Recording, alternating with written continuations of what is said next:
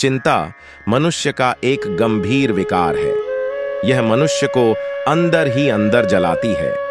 यह किसी समस्या का समाधान नहीं है। एक सामान्य व्यक्ति अपने जीवन भर विभिन्न प्रकार की चिंताओं से युक्त रहता है।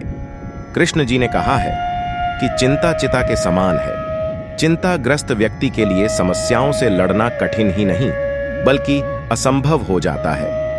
चिंता से व्यक्ति इतना तनावग्रस्त हो जाता है कि उसकी बुद्धि और विवेक दोनों नष्ट हो जाते हैं। इसमें घिरा व्यक्ति विभिन्न प्रकार के मनोविकारों और रोगों से घिरने लगता है। जीवन को सकारात्मक गति देने के लिए मनुष्य को चिंता न करके चिंतन करना चाहिए। चिंता से जहां मन अशांत रहता है, वहीं चिंतन से मन में एकाग्रता, शांति, उत्साह और प्रेम का भाव उत्पन्न होता है। चिंतन जीवन को प्रकाश की ओर ले जाता है। चिंतनशील व्यक्ति के लिए कोई न कोई सुगम मार्ग अवश्य मिल जाता है।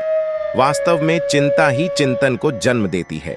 जब व्यक्ति किसी समस्या से ग्रस्त होता है, तभी वह उस समस्या के बारे में चिंतन करता है और चिंतन से समस्या का समाधान निकालता है।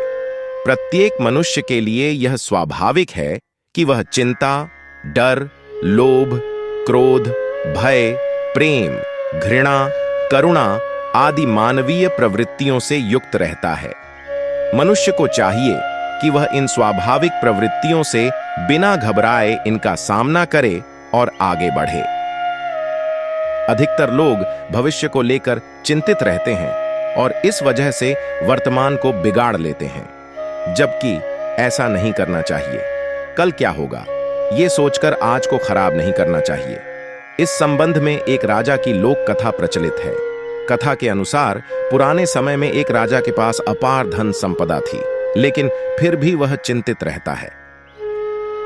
राजा के राज्य के आसपास कई बड़े शत्रु थे। उन शत्रुओं की वजह से राजा को चिंता रहती थी कि कहीं किसी ने उसका वध कर दिया तो परिवार का पालन कैसे हो पाएगा, मेरी आगे की पीढ़ियों का क्या होगा। भविष्य को लेकर राजा हमेशा परेशान रहता था। एक दिन इस चिंता के निवारण के लिए वह अपने राज्य के विद्वान संत के पास पहुंचा। संत को राजा ने अपनी समस्या बताई। संत समझ गए थे कि राजा कल की चिंता में आज खराब कर रहे हैं। संत ने राजा को एक बूढ़ी महिला का पता बताया और कहा कि राजन, ये महिला आपकी समस्या को हल कर सकती है, आप इससे जाकर मिलें। वह बूढ़ी महिला अकेली रहती है, उसके घर में कोई कमाने वाला नहीं है, आप कृपया उसे थोड़ा सा अनाज दे देना। राजा ने सोचा कि मैं उसके घर जा रहा हूं तो उसके लिए थोड़ा सा अनाज कैसे ले जा सकता हूं। मुझे बहुत सारा अन्न और धन लेकर जाना चाहिए। ऐसा सोचकर राजा अपने सेवक के साथ अनाज और स्वर्ण मुद्राएं लेकर बूढ़ी महिला की झोपड़ी में पहुंच गया। राजा ने वृद्ध महिला को प्रणाम किया और अपना परिचय बताया। राजा ने अन्न और अनाज बूढ़ी महिला को देने के लिए सेवकों से कहा। महिला ने राजा से अनाज और धन लेने से मना कर दिया और कहा कि राजन, मेरे पास आज के लिए पर्याप्त अनाज है, इससे मेरे पेट भर जाएगा, इसीलिए मुझे ये सब नहीं चाहिए। राजा ने कहा कि आपके पास आज का अन्न है, लेकिन ये अनाज और धन आपको कई दिनों तक काम आएगा। आपको किसी तरह की परेशानी का सामना नहीं करना पड़ेगा। महिला ने कहा कि राजन, मैं कल की चिंता नहीं करती हूं, मुझे भगवान पर भरोसा है। जैसे मुझे आज खाना मिल गया है, कल भी मिल जाएगा। ये बात सुनकर राजा हैरान रह गया। राजा समझ गए कि संत ने उसे यहां क्यों भेजा है। उसने सोचा कि इस महिला के पास न खाना है और न ही धन है, लेकिन ये कल की चिंता नहीं करती है। मेरे पास तो अपार धन संपत्ति है, फिर भी मैं बिना वजह कल की चिंता कर रहा हूं। इस छोटी सी कथा से यह सीख मिलती है कि हमें भविष्य को लेकर चिंता नहीं करनी चाहिए, वर्तमान में खुश रहना चाहिए।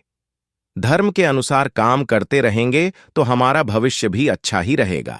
भगवान श्री कृष्ण ने भविष्य की चिंता व्यर्थ बताई है। उन्होंने वर्तमान में जीने को सर्वोचित बताया है। भगवान श्री कृष्ण ने गीता में चिंता न करने की बात कही है। वह कहते हैं कि क्यों व्यर्थ की चिंता करते हो, तुम क्या लेकर आए थे जो खो गया है।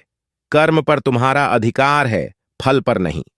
अतः हमें चिंता से उबरने के लिए उस चिंता के विषय में चिंतन करना चाहिए।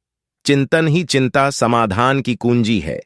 चिंतन के पश्चात जो कार्य किया जाता है उसकी सफलता में संदेह नहीं रहता है। जय श्री कृष्ण।